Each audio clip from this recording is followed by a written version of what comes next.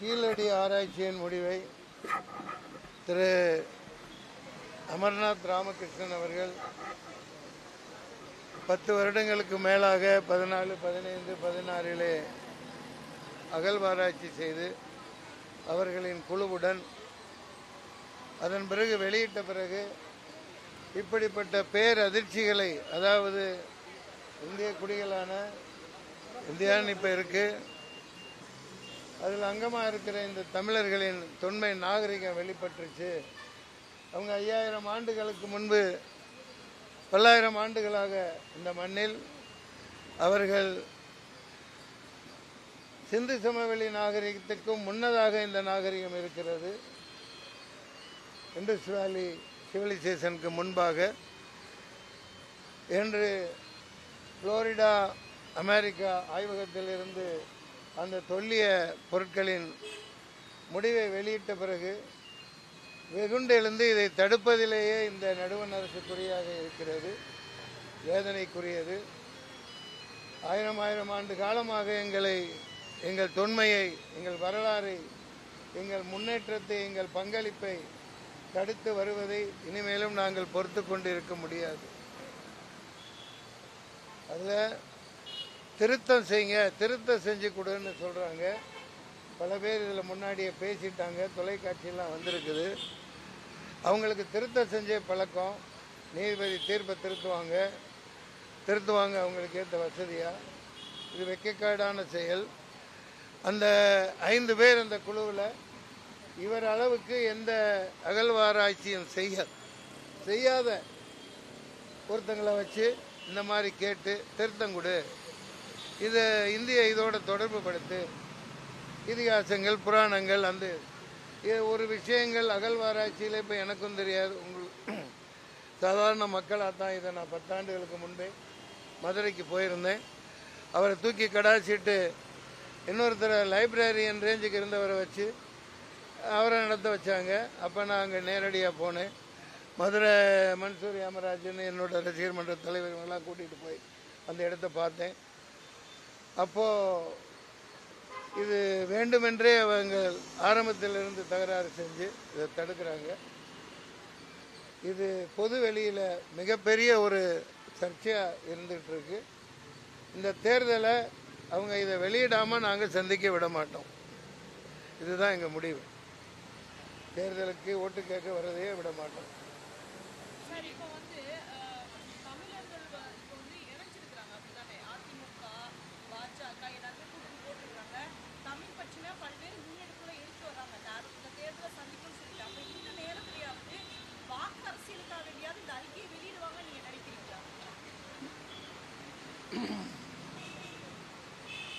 அவங்க வெளியிடுறது அவங்க நோக்கமாக இல்லையே. அதாவது there's an old saying in English, elephant in the room. Do you remember? There's a phrase, elephant in the room. There's an idiom, elephant in the room. அதாவது இவ்வளோ பெரிய இவிஎம்னு ஒன்றை வச்சுக்கிட்டு, அவ்வளோ பெரிய தகுடுதத்தம் பண்ணக்கூடிய ஒரு மெஷினை வச்சுக்கிட்டு அதை பற்றியே பேசாமல் இந்த மாதிரி பிரச்சனைகளை தூண்டி விட்டுக்கிட்டே இருப்பாங்க. எல்லா மகாராஷ்டிரா, பீகார், இப்போ வென்ற எல்லா இடங்கள்லையுமே அந்த மாதிரி தான். அவ்வளோ பெரிய ஒரு மோசடி பண்ணிக்கிட்டு ஒரு பொய்யான ஒரு டுபாக்கூர், ஒரு ஒரு என்ன சொல்கிறது, அது வெட்டு எல்லாராலையும் ஏமாற்றக்கூடிய ஒரு மெஷினை வச்சுக்கிட்டு அதனோட பரிசுத்த தன்மையை ஏது கேட்கக்கூடாது அப்படிங்கிறவன் இந்த அப்பட்டமான ஆராய்ச்சியை பாருங்க. நீ இதுக்கு அதை கொடு, நீ இதுக்கு இதை கொடு. நீட்டப்ப என்ன சொல்கிறான், எல்லாம் ஓட்டு எழுத போகிறவங்கள மூக்குத்தியை பிடுங்கிட்டு பொட்டை எடுத்துட்டு வளையலை கழட்டிட்டு ராட்சசி கோலமாக மங்களகரமாக எக்ஸாம் எழுத போகிற குழந்தைகளை ஏன்னா விட்டு கொண்டு போயிடுவாங்கன்னு சந்தேகிக்கிற இந்த அரசு நீட்டில் என்ன பண்ணுது? அதே மாதிரி தான் இவங்க அறிக்கை மேலே அறிக்கை கொடு, அதை திருத்தி கொடு. இது மிகப்பெரிய அயோக்கியத்தனம். இதை எல்லா கட்சிகளும் கண்டிக்கும். வருகிற 28ஆம் தேதியா 7ஆம் தேதியா மோடி மதுரைக்கு வந்தால் நாங்கள் ஒட்டுமொத்த தமிழர்களும் தமிழின உணவாளர்களும் கருப்பு கொடி காட்டுவோம், ஏர்போர்ட்லேயே மடக்குவோம், எங்களுடைய எதிர்ப்பை தெரிவிப்போம். ஊரெல்லாம் திருக்குறள் பேசிக்கிட்டு இங்கே வந்து அல்வா கொடுத்துட்டு தமிழை முதுகலை சவாரி செஞ்சு எங்களுடைய எதிர்காலத்தை எங்களுடைய காலடிக்கு கீழே இந்த கீழடின்னு இங்கே மூதாதையர்கள் கீழே வாழ்ந்த வாழ்க்கையை தெரியப்படுத்த தயங்குகிற ஏற்றுக்கொள்ள மறுக்கிற இந்த நடுவண் அரசை ஒன்றிய அரசை நாங்கள் இனிமேலும் ஏமாற்ற விட மாட்டோம். 2026 தேர்தலில் நீங்கள் யாரோட போட்டிடுறீங்களா? இப்போ வந்து எந்த விஷயத்துக்காக வந்திருக்கிறோம் அதை கேளுங்க. தேர்தலில் வந்து என்ன பண்ணாங்கன்னா எலெக்ஷன் அறிவிக்கு முன்னாடியே எல்லா மகளிருக்கும் 1.5 கோடி 1.25 கோடி மகளிருக்கு 10,000 ரூபான்னு சொல்லி போட்டாங்க, பேங்க்ல போட்டாங்க, மறுபடியும் எடுத்துட்டாங்க. அதே மாதிரி பிளான் ஏதாவது இருக்குன்னு உங்களுக்கு தெரியல, தோணுதா? தமிழ்நாட்டில் அந்த மாதிரி பிளான் ஏதாவது அவங்க பண்ணுவாங்களா? ஒன்றிய அரசு பண்ணுவாங்களா?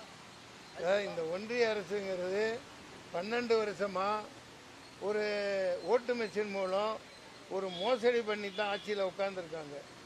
தகுதியானவர்கள் கிடையாது, புரியுதுங்களா? காட்டு விலங்காண்டிகள் ஆட்சியை தான் அவங்க கொடுத்துக்கிட்டு இருக்காங்க.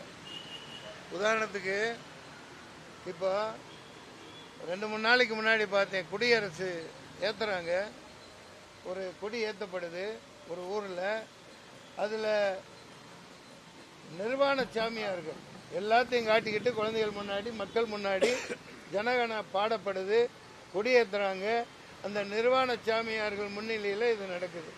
அவங்க முன்னாடி வந்து நிற்கிறாங்க.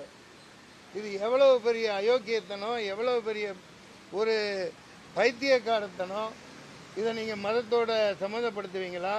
இதே ஒரு மனுஷர் வழிக்கானோ ஒரு பொழிலனோ எழிலனோ வேறு சட்டை இல்லாமல் கொடியேற்றினா கூட இது அவமதிக்கிற செயல் அப்படின்னு சொல்லி வழக்கு போடுவீங்களா மாட்டீங்களா? இது ஒரு விலங்காண்டிகளுக்கான ஆட்சி தானே. இதுதான் 50 வருஷம் முன்னாடியே பெருஞ்சித்திரனாரோட இதில் இருக்குது, பதில் இருக்குது பாருங்கள். நீங்கள் கேட்டதுக்கு ஒரு அரசு இருக்க வேண்டும் நான் சொல்லலை. இந்த பெருஞ்சித்திரனார் அப்போவே அவரோட இதில் தென்மொழியில் சொல்லியிருக்காரு. நீங்கள் கேட்ட கேள்விக்கு அது ஒன்று அல்லது பல மக்கள் பகர்வாளர்களால் ஆளப்பட வேண்டும். There must be thirdly be a government that is one or more persons who are the representatives of the people and rule according to the law of land. An anarchistic community is not a state. An anarchistic community is not a state. அதாவது காட்டு விலங்காண்டி கும்பலால் ஆட்சி செய்யப்படுவது நாடு என்று கருதப்பட மாட்டாது. இது ஒரு காட்டு விலங்காண்டி கும்பல் மதவெறியை தூண்டிவிட்டு நாட்டை நாசமாக்கி என் தமிழர் இனம் என் நாடு. இதை விடுங்க, குமரிக்கண்டம் பதுரிலியாரால் பிரிக்கப்பட்ட குமரிக்கண்டம் லெமோரியா கண்டம்னு சொல்லுவாங்க. அங்கேயும் ஆய்வுகள் நடத்தணும். தமிழ்நாடு அரசு மாண்புமிகு முதலமைச்சர் அவர்கள் இப்போ இதுக்கான இவங்களோட மோசடித்தனத்தை பார்த்துக்கிட்டு தான் நெல்லையில் புறணையில் அருங்காட்சியகம் அமைச்சு இங்கேருந்து எங்கேயும் அனுப்ப விடாமல் தமிழ்நாடு தொல்லியல் துறை மிக சீரும் சிறப்போடும் பாதுகாத்து வருது. அதுக்கு முதல்வருக்கு நன்றி சொல்கிறோம். அதே வேளையில் இவங்க வெளியிடாட்டி தமிழ்நாடு அரசு தன்னிச்சையாக நடுவண் அரசு கொடுக்கணும்னு உட்காந்துருக்கிறது மயிலேனாலாம் இறகு போடாது. இது ஒரு அளவுக்கு தான் நாங்கள் பொறுக்க முடியும். மாநிலத்தில் சுயாட்சி மத்தியில் கூட்டாட்சிங்கிற அறிஞர் அண்ணாவின் அந்த கோரிக்கை இன்னமும் இருந்து கொண்டுதான் இருக்கிறது. அப்பவே அண்ணா சொன்னது தான். அது அந்த இதில் இருந்து இப்போ வந்து போகிற போக்கெல்லாம் குரங்கு கையில் பூமாலையை கொடுத்துட்டு நாங்கள் தவிக்கிற மாதிரி இந்த நாடு குட்டிச்சவராயிட்டு இருக்கு. எல்லா செல்வங்களும் எடுத்து நோண்டிட்டான். எல்லா செல்வங்களையும் கனிம வளங்களையும் இந்த பேப்பரில் இருக்கு. நேற்று சொல்லுங்க, எப்படி பார்க்குறேன் அவங்க முன்னாடியே காட்டுறேன் பாருங்க. இது எப்படிப்பட்ட மோசடினா அரிய கனிம வழித்தடம் இந்திய பொருளாதாரத்தில் பெரிய மாற்றத்தை ஏற்படுத்தும். இது கீழே இது என்ன அர்த்தம் தெரியுமா? தமிழ்நாட்டில் செங்கமலை சேலத்துக்கு கீழே அங்கங்கே இருக்கிற மலைகள் கனிமங்கள் அற்புதமான பயங்கரமான வேதாந்தா அதானி இந்த மாதிரி ஆளுகளுக்கு கொடுத்துருவான். இப்போ நாடு ஃபஸ்ட்டாக இருக்குன்னு சொல்லுவான். சோமாலியா மாதிரி தோண்டி தோண்டி தோண்டி எல்லாம் நாசமாக்கி போட்டு பிச்சை எடுக்க விட்டு போட்டு கோவணத்தையும் உருவிட்டு போயிடுவானுங்க. இவனுங்க பாரத மாதா கீச்சேன்னு சொல்லுவானுங்க. காட்டு விலங்காண்டி கும்பல். நான் சொல்லிட்டு இருந்தது இந்த தொன்மையை கீழடி ஆய்வறிக்கை உடனடியாக நடுவண் அரசு வெளியிட வேண்டும். உடனடியாக வெளியிடணும். இதுல ஒரு நாள் கூட தாமதிக்க கூடாது. அறிக்கையை தாக்கல் பண்ணி 3 வருஷம் ஆச்சு. நீ இதை திருத்தம் கொடு, அதை பண்ணு, இதோட சம்பந்தப்படுத்துன்னு ஒரு வார்த்தையை சொன்னா ரொம்ப கேவலமா இருக்கும். அது போன்ற நடவடிக்கை செய்யுது. அதற்கு அடுத்து இந்த பகரலியாறு, குமரிக்கண்டம் அங்க ஆய்வு நடத்தப்படணும். நீர்மூழ்கி கப்பல்கள் வச்சு அது இதுவரைக்கும் ஏன் செய்யலன்னு தெரியல. உள்ள நகரங்கள் ஆயிரக்கணக்கான கிலோமீட்டர்ல நகரங்கள் புதஞ்சு கிடக்கு. நம்ம கட்டிடங்கள் 5000 6000 அதுக்கு முன்னாடி வருஷங்கள் வாழ்ந்தது. மிகப்பெரிய ஒரு ஆழி பேரலையிலையோ இதனோட இதுல ஒரிசா பாலு பாவம் இறந்துட்டார். கடலியல் ஆய்வாளர் தான் உயிரை கடைசி நாள் வரைக்கும் அதுக்காக அர்ப்பணிச்சார். அவர் கண்டுபிடிச்சி எல்லாம் சுமேரியா கண்டம், அந்த பக்கத்தில் இந்தோனேசியா, மடகாஸ்கர் வரைக்கும் உள்ள பல பல குட்டி தீவுகள் எங்கள் மூதாதையர்கள், நம்ம மூதாதையர்கள் வாழ்ந்த இடம் அப்படியே கிடக்குது மூழ்கி. நாங்கள் அது மேலே நின்றுக்கிட்டு இந்த அளவுக்கு நாங்கள் அவமானப்படுத்தப்படுறோம். அதை இந்திய அரசு எங்கெங்கேயோ இது விடுது, எங்கெங்கேயோ ராக்கெட் விடுது. செவ்வாய் கிரகத்துக்கு போகிறீங்கிறான். ஒரு வெங்காயமணி பண்ண வேணாம். நீர்மூழ்கி கப்பல்கள் கொண்டா இங்கே ஆய்வறிக்கை நடத்து, கீழே போய் ஷூட்டிங் நடத்தலாம், 5 ஸ்டார் ஹோட்டல் நடத்தலாம். அந்த அளவுக்கு எல்லாம் வந்துருச்சு. நீ கப்பலில் கீழே போயிட்டு கல்யாணம் நடத்துகிறாங்க, எங்கெங்கேயோ போய் ஆதாயத்தில் பண்ணுறாங்க. கீழே அந்த படங்கள்லாம் பார்த்தா அந்த டைவர்ஸ், அந்த கடலில் போய் உள்ள முத்து குளிச்சுட்டு வருவாங்களே, அந்த தொழிலாளர்கள் லட்சக்கணக்கான பேருக்கு வேலை கிடைக்கும். இங்கே டெவலப் பண்ணலாம். ஏண்டா அதில் முழுக்க தமிழர் நாகரிகம் புதஞ்சிருக்கு அப்படின்னு ஒரே காரணத்துக்காக கவனம் இல்லாமல் இருக்காங்க. மாண்புமிகு முதலமைச்சருக்கு இதை வேண்டுகோளாக வைக்கிறோம். உடனடியாக தமிழ்நாடு தொல்லியல் துறைக்கு இந்திய அரசு 10,000 கோடிக்கு மேலே கொடுக்கணும். எங்கெங்கேயா தூக்கி கொடுக்குறானே, இதெல்லாம் ஒரு பணமே இல்லையே. அவன் அதானிக்கு தூக்கி எல்லாத்தையும் காலடியில் கொட்டுறானே. அங்கே அகழ்வாராய்ச்சி தோன்றான். நார்த் இந்தியாவில் 6-7 இடங்களில் தோண்டப்படுது, பண்ணிக்கிட்டே இருக்கான். ஆனால் அவன் கேட்குற எந்த ஆதாயமும் மத சம்பந்தமான ஒரு மசரும் ஒரு சருகும் கிடைக்கல. இங்கே கிடைக்குது, அதை மதிக்க மாட்டேங்கிறாங்க. இனிமேலும் பொறுக்க முடியாது. கீழடி ஆய்வை தொடர்ந்து இதில் 0.3% தான். நாங்கள் தெரிந்த அளவு 0.34 விழுக்காடு தான் இப்போ வெளிவந்திருக்கு. இன்னும் ஆய்வு செய்யணும்.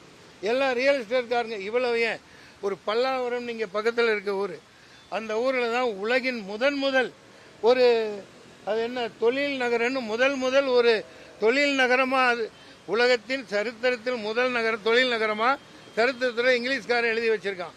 இப்போ எல்லாம் அந்த ரியல் எஸ்டேட்காரங்க இந்த ஆர்மி இதெல்லாம் ஆக்குபை பண்ணிக்கிட்டு இருக்கு. அங்கே என்ன பொருள் கல் அதாவது ஸ்டோன் ஏஜ்னு சொல்கிற இதில் இந்த கோடாலி இருக்குது பாருங்கள். 5000-10,000 வருஷங்களுக்கு முன்னாடி சரித்திரம் வெளிநாட்டுக்காரன் எழுதி வச்சிருக்கான். ஆண்டுட்டு போனவன் அழகா கோடாலி கல்லுலேயே செஞ்சு அதுக்கு காப்பு பண்ணி அதான் அந்த ஸ்டோன் ஏஜ் ஹிஸ்டாரிக்கில். அது இன்னமும் அங்கே அதுக்கான தொழில் எச்சங்கள் இருக்கின்றன. அதை வச்சு அங்கே ஒரு சிறிய மியூசியம் அமைக்கணும். உலகின் முதல் தொழில் நகரமே இந்த பல்லாவரி நம்ம கண்ணுக்கு எட்டி தூரத்தில் கண்டுக்காமல் இருக்கும். அது மாதிரி இந்த குமரிக்கண்டம், இந்த லெமூரியா கண்டம்னு சொல்லப்படுறதுல உடனடியாக இந்திய அரசு உடனடியாக அங்கே ஆய்வகங்களை அனுப்பிச்சு அந்த எல்லா கிரெடிட்டும் தமிழ்நாட்டுக்கு வரணும். தமிழ்நாட்டை சார்ந்ததாக அது இருக்கணும். எடுத்து நீங்கள் எங்கேயும் எடுத்துகிட்டு போக விட மாட்டோம். இங்கே ஏகப்பட்ட லட்சம் கோடிகள் எவ்வளோ வருமானம் வரத்துக்கு உள்ளே பார்த்தீங்கன்னா புதைந்து கிடக்குது. அரண்மனைகள், கட்டிடங்கள். பாண்டிச்சேரியிலேருந்து 20 கிலோமீட்டரில் 22 கிலோமீட்டர் 8 மீட்டர் உயர 7 மீட்டர் உயர சுவர்கள். அதில் தூண்கள் இருக்கு. அதாவது லைட் ஹவுஸ் இந்த காலத்தில் எப்படி கட்டியிருக்கான் பாருங்க. அந்த தூண்களுக்கு இடையில சீனா பரிஞ்சுவரை விட பெரிய சுவர். ஒட்டகம் நடந்து போயிருக்கு, ரெக்கார்டுகள் இருக்கு, கல்வெட்டுகள் இருக்கு. நடந்து போய் அதில் சந்தன குச்சிகள், சந்தன கட்டைகளை தான் அந்த லைட் ஹவுஸில் எரிச்சுக்கிட்டு இருந்திருக்காங்க. ஏண்டா அது மணக்கும், ஊர் நகரம் எல்லாம் அது மணக்குது. அப்படி பாதுகாத்து அப்படி ஓகொண்டு வாழ்ந்த சரித்திரம் காலடியில் புதஞ்சு கிடக்கு. அதெல்லாம் நீ மீட்க மாட்ட. அங்கே போய் நீ மத ரீதியாகவே பண்ணிக்கிட்டு எப்போ பார்த்தாலும் இந்த ஈனத்தனமான வேலையை செய்து முன்னேற விடாமல் பண்ணிட்டு இருக்கான்.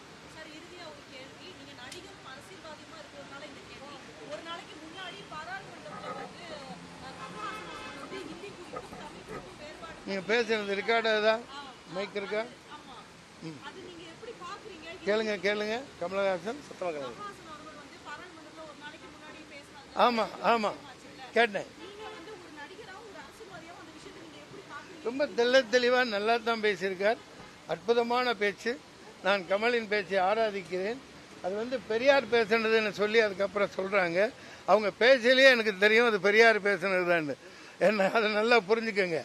பெரியார் அதே பெரியார் 1938 குடியரசு இதழ் அவர் நடத்துகிற தாளிகையில் தனித்தமிழ்நாடு வேண்டும், தனித்தமிழ்நாடு வேண்டும்னு கேட்ட மனுஷன். காட்டுமிராண்டி பாஷை தமிழ் கற்றுக்கிட்டா பிச்சை தான் எடுக்கணும். ஆமாம் சொன்னார், அவரோட பேச்சு அப்படி. காட்டுமிராண்டி பாஷைன்னு பெரியார் சொன்னாரா இல்லையா? சொன்னார். இப்போ கல்வெட்டுக்கல்ல இருக்குதா இல்லையா? இந்த கீழடி ஆராய்ச்சியில் கீரல் எழுத்துக்கள்ல இருக்கா இல்லையா? மதுரை, அம்மா, இந்த மாதிரி எழுத்துக்கள் எடுக்கிறாங்க, படிக்கிறோம். அதைத்தான் இவன் கொண்டு வர மாட்டேங்கிறான். ஐயையோ இது இவன் தமிழன் தான் மூத்தவன்னு தெரிஞ்சிருமே அப்படின்னு. இப்போ புரியுதுங்களா? அதனால அவர் பெரியார் அந்தந்த அரசியல் சூழ்நிலையில் பலர் பேசுவாங்க. இப்போ நம்ம குழந்தைகளை பார்த்து நம்ம வீட்டில் திட்டுவோம், சனியனை, தரித்திரம் முடிச்சவனே, இதோ இவர் மன்சூர் அலிகான் இந்த தேதியில் தன் மகனை சனியன் என்று சொல்லி இருக்கிறார். அந்த மாதிரி இருக்குது நீங்க கேட்கறது. அவர் அப்படித்தான் பேசுவார். அதுக்கு என்ன பண்றது? அதுக்காக தமிழின் தோன்மையை தெரிஞ்சதானே, எல்லாம் தெரிஞ்சதானே அவர் தனித்தமிழ்நாடு வேணும்னு சொன்னாரு. அந்த மாதிரி நிறைய விஷயங்கள். Kamal speech is marvellous.